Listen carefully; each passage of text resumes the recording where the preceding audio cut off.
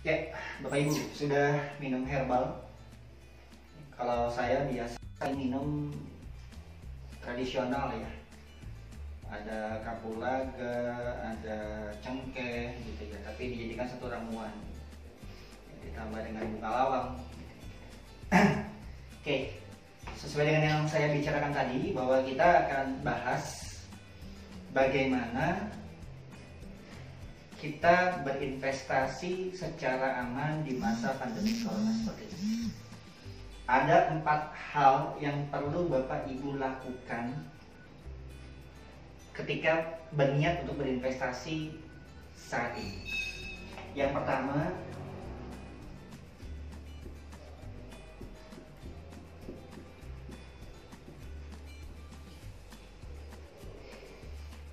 mumpung Bapak Ibu banyak di rumah, aktivitas lebih banyak dilakukan di dalam rumah, sehingga Bapak Ibu punya kesempatan lebih untuk melakukan online yang sebanyak-banyaknya dengan menggunakan berbagai macam sosial media, entah itu Facebook, YouTube, Instagram, ataupun WhatsApp dan yang lainnya.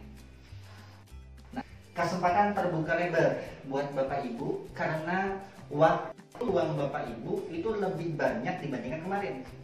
Kalau ketika itu kan saat waktu biasa ya, sebelum masa pandemi ini berlangsung, mungkin waktu kita lebih banyak tersita oleh pekerjaan kita. Lebih banyak tersita mengurusi pekerjaan-pekerjaan di luar aktivitas hari ini gitu ya. Entah itu pekerjaan kantor, pekerjaan rumah, ataupun pekerjaan yang lainnya. Sehingga kadang-kadang ketika kita berinvestasi, hendak memilih proyek mana yang kira-kira mau kita investasikan, kita mencarinya di waktu senggang. Tidak sedikit para pembeli itu mencari peluang investasi di malam hari, jam 10 ke atas, jam 11, jam 12. Itu kan masa-masa yang sebetulnya bisa dikatakan kita sudah harus istirahat ya Bapak Ibu. Cuma karena memang berdasarkan kebutuhan kita perlu untuk berinvestasi, akhirnya Bapak Ibu mengorbankan sebagian waktunya untuk mencari informasi di jam tersebut. Nah, sekarang selagi masih di rumah, kesempatan buat Bapak Ibu bisa bertanya sebanyak-banyaknya ke marketing, bertanya sebanyak-banyaknya ke sahabat-sahabat kita yang sudah berinvestasi. Mungkin sebelumnya Bapak Ibu sudah pernah mendapatkan peluang investasi di berbagai macam wilayah. Silakan tanya ke sahabat-sahabat terdekatnya seperti apa. Gitu. Atau Bapak Ibu melihat iklan yang menarik di YouTube, ya, misalkan lewat saya gitu, Bapak Ibu bisa langsung bertanya kepada saya dan menanyakan sebanyak-banyaknya tentang proyek tersebut seperti apa. Karena memang ya, saya perlu jujur sama Bapak Ibu, dari sekian banyak video yang saya buat, tidak semua sudah saya jual. Ya, bahkan ada yang belum saya jual, tapi videonya sudah saya explore, sudah saya publish. Itu karena ya waktu itu pengen mengejar target market ya, biar kita lebih menguasai pasar terlebih dahulu gitu. Namun kenyataannya setelah sekian lama gitu ya, melalui berbagai macam pertimbangan, akhirnya saya putuskan tidak menjual. Tapi videonya masih ada. Karenanya silakan tanya dulu sebanyak-banyaknya kepada saya ya, perihal mungkin alasan kenapa saya tidak masarin itu lagi, kenapa saya masih masarin ini, apa alasannya. Nah, silakan Bapak Ibu tanya lebih detail juga bisa. Gitu. Oke, yang pertama. Ya, jadi bertanya kepada marketing atau bertanya kepada sahabat-sahabat kita yang sudah pernah berinvestasi. Oh iya, kalau bertanya kepada sahabat, gimana Kang gitu, apakah valid ya? Itu tergantung bagaimana kita mempercayai sahabat kita sebenarnya. Dan yang perlu diperhatikan adalah sudut pandang sahabat kita pada saat berinvestasi. Itu apa sih yang dia lihat dan kenapa dia begitu tertarik untuk berinvestasi di kawasan tersebut. Kenapa dia senang, tertarik pengen beli properti di wilayah itu. Nah, itu yang perlu dipelajari. Ya. Oke. Nah, kalau sudah bertanya, ya, silakan sekarang Bapak Ibu koleksi sebanyak-banyaknya info tentang properti. Kalau misalkan Bapak Ibu pengen beli tanah, maka silakan cari info tanah sebanyak-banyaknya di kota yang Bapak Ibu inginkan. Karena satu kota saja kan tidak satu proyek ya, bisa berbagai macam proyek. Nah, silakan Bapak Ibu kumpulkan. Datanya lengkap. Ya. Konsultasi jangan cuma dengan satu marketing, tapi dengan beberapa marketing. Satu proyek dengan beberapa marketing. Perhatikan bagaimana marketing tersebut menjawab pertanyaannya Bapak Ibu. Apakah sudah sesuai? Apakah memang marketing tersebut menguasai medan atau produknya? Ataukah memang marketing tersebut cuma sekedar mencari duit gitu ya? Itu kan bisa kelihatan ya pada saat Bapak Ibu nanti bertanya. Karena ada marketing-marketing, ya saya melihat apa namanya ya, rekan-rekan saya sendiri ya di Armada Surga, itu ada beberapa teman-teman kita yang motivasinya cuma duit gitu. Yang penting Anda datang, kemudian Anda booking, ya sudah gitu. Kemudian Anda melunasi. Itu ada marketing yang seperti itu. Nah, dengan Bapak Ibu mengumpulkan berbagai macam referensi, Bapak Ibu akhirnya bisa tahu, oh ternyata ada marketing yang memang secara pengetahuannya cukup dalam tentang dunia properti. Nah, di marketing itulah nanti Bapak Ibu bisa lebih dapat banyak info. Sekali lagi, kalau buat saya pribadi, marketing yang baik adalah marketing yang siap untuk ditanya berbagai macam hal. Marketing yang baik juga adalah marketing yang siap untuk diberi masukan. Dan saya pun ya siap menerima pertanyaan dari Bapak Ibu, masukan, kritik ataupun saran. Saya sangat terbuka, gitu ya. Jadi yang kedua, kumpulkan referensi sebanyak-banyaknya. Kalau bidang perumahan di wilayah Bogor itu banyak banget Bapak Ibu, banyak sekali. Nah sekarang kalau bicara konteks perumahan syariah sama coupling syariah, kan gimana bedain mana yang apa namanya tipuan, mana yang tidak? Memang kalau dari luar kasat mata agak sulit ya melihat mana yang ini penipuan atau tidak. Karena sejatinya proyek itu baru kelihatan aman 2,5 tahun berjalan, baru kelihatan apakah proyek ini betul-betul bisa bertahan atau tidak. Gitu. Nah, di berbagai macam proyek properti, hal yang perlu diperhatikan pertama kali adalah perhatikan perizinannya Bapak Ibu. Usahakan kalau misalkan Bapak Ibu bertanya tentang perizinan, marketing berani transparan tentang perizinan. Izin lokasinya dicantumkan, izin perusahaannya juga ditunjukkan, gitu ya. Buat Bapak Ibu yang tidak mengerti, pura-pura saja mengerti, pura-pura saja tahu, ya. Minta saja datanya gitu. Minta, kalau dengan Bapak Ibu minta dan dia menunjukkan, meskipun Bapak Ibu tidak mengerti pola dan konsep perizinan atau legalitas suatu proyek itu seperti apa, paling tidak marketing tersebut sudah memberikan gambaran, oh yes, perizinannya sudah diurus, oh yes, legalitasnya benar ini sampai SA ini, oh yes, tanahnya sudah dilunasi, seperti itu. Ya, jadi mutlak nih referensi pada dicari ya Bapak Ibu. Yang ketiga, ini yang penting ya, terutama di masa corona ya.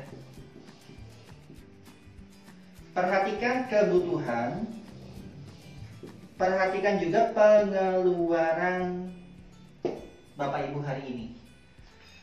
Kita nggak tahu berapa lama corona ini akan ada di wilayah kita ya, khususnya di kota Bapak Ibu. Kita juga nggak tahu di proyek yang akan kita investasikan. Bapak Ibu mencari referensi, kemudian Bapak Ibu putuskan, yes aku mau pilih proyek A misalkan. Apakah keberangkatan Bapak Ibu pada saat pergi ya dari rumah kemudian ke sana menjamin bahwa Bapak Ibu bebas corona? Ya kita kan nggak tahu ya, gitu. Kemudian juga seiring dengan waktu juga kadang-kadang ya kita juga suka pusing gitu ya dengan adanya corona ini. Kita harus memperhatikan Bapak Ibu betul pengeluaran, kebutuhan sehari-hari kita, cicilan mobil kita, cicilan anak kita, cicilan ataupun kebutuhan-kebutuhan yang lainnya yang memerlukan pengeluaran, uang belanja, uang transport, bahkan kalau misalkan masih ada yang menggaji karyawan, berarti kita perlu memperhatikan gaji karyawan, fixed cost dan variable cost lah intinya. Ini perlu diperhatikan dan ini mutlak Bapak Ibu. Kenapa saya mengatakan demikian? Karena lagi-lagi kita nggak tahu berapa lama corona ini akan ada di Indonesia? Apakah 1 bulan, 2 bulan, 3 bulan? Libur sekolah ada yang mengatakan sampai Idul Fitri, yes. Atau ada yang mengatakan sampai 19 April ya kalau nggak salah. Tapi apakah memang betul jaminan 19 April itu sudah selesai? Sementara kalau yang saya lihat sekarang, ya sorry gitu loh. Data di tingkat kabupaten itu pertumbuhan orang yang terjangkit virus corona itu sangat luar biasa. Gitu. Sehingga kita betul-betul perlu menyiapkan pengeluaran untuk kebutuhan kita sehari-hari di rumah.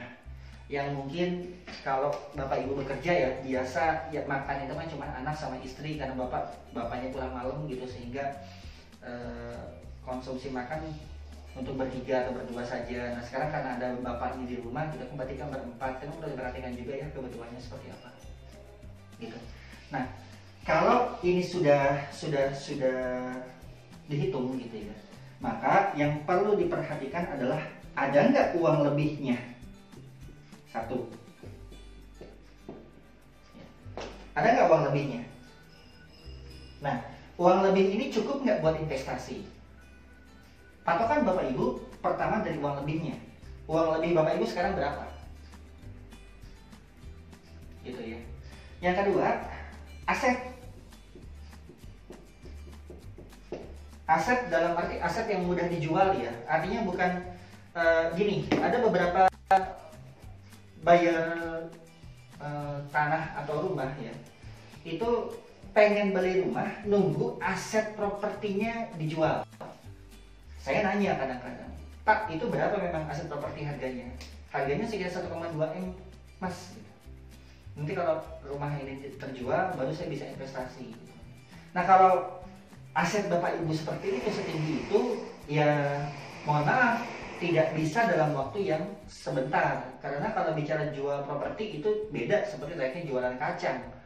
Hari ini kita jual belum tentu hari ini sudah berbayar. Enggak bapak ibu, butuh waktu yang lumayan lama. Apalagi kalau misalkan aset kita nilainya miliaran ya, yang tentunya kalau itu rumah second atau tanahnya tanah second ya, kita pengen bayarnya cash dong. Hari ini dengan masa pandemi seperti ini, bayar di atas 500 juta cash saja orang masih mikir-mikir bapak ibu. Ya, maka kalau kata saya sih, kalau asetnya berupa itu yang nilainya 500 sampai dengan 1 M ke atas gitu ya, itu saran saya mah udah dipertahankan saja. Gitu, dipertahankan, jangan dijual dan jangan ini dijadikan alasan untuk berinvestasi di tempat yang lain. Saran saya dipertahankan. Bahkan kalau perlu dikembangkan. Kalau mau dijual boleh, tapi nanti jangan di masa pandemi. Nunggu harga rupiah stabil dan bisnis ekonomi di Indonesia pun kembali normal seperti biasanya gitu ya. Nah jadi fokusnya apa? Fokusnya ada uang lebih. Kalaupun ada aset maka asetnya adalah emas. Nah ini emas, kalau bapak ibu punya emas yang lumayan banyak, itu bisa bapak ibu convert ke properti, sektor tanah atau sektor perumahan. Kenapa? Karena kalau properti kan berarti kan harganya cenderung naik ya setiap waktu gitu. Kalau emas kan bisa naik turun. Cuman memang kelebihannya emas ini lebih gampang dijual dibandingkan properti. Gitu. Kalau bapak ibu memang saat ini membutuhkan properti, investasi bidang properti, maka emas ini menjadi satu hal yang mutlak, yang perlu bapak ibu miliki, yang perlu bapak ibu jadikan sebagai aset yang bisa mendukung penambahan dana untuk investasi. Nah yang keempat, setelah bapak ibu bertanya dengan sahabat, bertanya dengan marketing, kemudian mengumpulkan berbagai macam referensi, lalu sudah memperhatikan kebutuhan dan pengeluaran, dan ternyata ada uang lebih, baru bapak ibu putuskan untuk berinvestasi. Hanya saya nitip sekali, bapak ibu tidak perlu keluar rumah. Kok gitu kan? Ya sekarang gini, kita berinvestasi di satu wilayah yang wilayah itu 1 sampai dengan 2 jam dari rumah. Terus kemudian setelah berinvestasi, setelah kita survei, pulang ternyata kita membawa virus corona. Yang rugi siapa? Tentu keluarga kita kan. Gitu. Mungkin bukan istri kita atau anak kita yang kena, tapi orang tua kita yang mungkin usianya di atas kita nggak tahu bagaimana. Karena kan corona ini, konon katanya siapa yang imunitasnya lebih lemah maka itu yang diserang ya. Gitu. Nah makanya kenapa jangan keluar rumah. Nah, terus gimana Kang? Nah, ya gimana caranya berinvestasi terus kemudian kita nggak keluar rumah dan kita bisa merasa aman gitu? Gampang. Beberapa developer itu melakukan pola survei online, Bapak Ibu. Kang, itu berarti nggak lihat aslinya dong? Betul. Kalau gitu rugi dong? Enggak. Kok nggak rugi? Tergantung sudut pandangnya seperti apa. Ya, karena gini, tentu kan kalau Bapak Ibu tahu ya, di Indonesia ini rata-rata usaha properti sekarang sedang menurun. Menurun total, penjualannya menurun semua. Karena menurun dan ini memang sifatnya massal, tentu ini menjadi PR buat para developer properti. Gitu ya. Nah, PR-nya apa? Satu, bagaimana cara survive, bertahan hidup di tengah kondisi pembeli yang mungkin tidak banyak. Yang kedua, bagaimana memudahkan. Nah, bicara memudahkan, ini nyambungnya ke Bapak Ibu. Cari developer-developer yang itu menawarkan konsep khusus yang ditawarkan di masa pandemi ini dan tidak berlaku di masa pandemi dan tidak berlaku di masa selain pandemi. Gitu. Misalkan saya ambil contoh ya, ini contoh aja buat Bapak Ibu. Di Tasnim, ya. Tasnim itu kan satu kawasan wisata yang berlokasi di wilayah Tegalwaru ya, Waru Farmland, dan konsepnya itu luar biasa, bahkan sekarang sudah mulai dikenal di Indonesia gitu karena konsepnya dahsyat banget. Ada rumah adat ala Eropa, kemudian rumah adat ala Lombok gitu ya, tapi berada di kawasan ekowisata sehingga investasinya sangat luar biasa, punya prospek. Nah, di Tasnim itu punya kebijakan seperti ini. Bapak Ibu nggak usah datang ke lokasi, nggak usah, cukup survei online ya. Kita nanti dari tim Tasnim itu yang akan mensub area Tasnim dari awal sampai dengan akhir. Bapak Ibu pengen yang mana, misalkan Tasnim Village atau Tasnim Vintage, maka nanti developer yang akan menuntun tempatnya di mana gitu ya, unitnya seperti apa, mana yang sudah terbangun, mana yang belum gitu. Dan kalau Bapak Ibu pengen putuskan untuk investasi, biasanya kan di awal itu diawali dengan booking ya, booking dulu, misalkan 1 juta atau 5 juta gitu ya. Nah, tanya tuh setelah survei online, sistem booking fee-nya gimana? Kan Bapak Ibu juga perlu survei ya. Nah, booking fee-nya ini ketika kita di masa pandemik ya, itu bisa dikembalikan atau enggak? Dan dikembalikannya 100% atau enggak? Kalau dikembalikan 100% dan Bapak Ibu tertarik dan sudah ketahuan dia punya uang lebih, ambil Bapak Ibu, nggak usah takut gitu ya. Atau ada promo khusus, misalkan berhadiah apa gitu ya. Karena ya sorry ya, properti sekelas Jababeka atau sekelas Summarecon aja gitu ya, di masa pandemi ini itu menurunkan harga, bahkan akan mencari proyek-proyek yang harganya itu murah. Karena apa? Karena memperhatikan kebutuhan masyarakat. Sekarang masyarakat, termasuk saya dan Bapak Ibu ya, pengennya kan berhemat gitu ya. Jadi untuk masalah keuangan kita benar-benar secure nih gitu, makanya kita pastikan booking fee-nya dikembalikan atau tidak. Itu perumahan. Yang kedua di Giliwangi, Kafling, kita ambil contoh. Sama konsepnya. Tidak perlu survei, boleh survei online, terus kemudian kalau misalkan nggak jadi bisa dikembalikan 100%. Yang penting Bapak Ibu survei lokasi dulu gitu. Dan pilih Kafling dulu, biar apa? Biar nggak diambil sama yang lain. Kalau sudah diambil sama yang lain kan repot. Kayak di Giliwangi kan saya dengar ya kemarin, itu yang 35, yang harga 35 juta per 100 meter itu tinggal beberapa Kafling lagi Bapak Ibu. Saya nggak tahu tinggal berapa Kafling lagi. Apakah tinggal 10 atau tinggal 20, saya nggak tahu ya. Artinya kalau Bapak Ibu booking duluan kan berarti kan Kafling itu sudah bisa dipesan duluan ya, dibandingkan Bapak Ibu nunggu masa pandemi itu berakhir gitu. Nah, makanya kenapa cari nih gitu, mana yang penawaran-penawaran yang menarik, booking fee-nya gimana, promonya seperti apa, diskonnya apa gitu ya.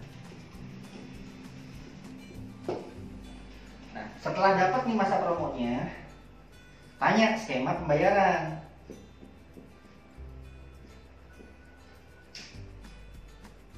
Kenapa demikian? Karena Bapak Ibu perlu memperhatikan pengeluaran Bapak Ibu lagi-lagi selama 3 sampai dengan 6 bulan. Saya malah prepare siapkan uang cadangan sampai dengan 6 bulan ke depan.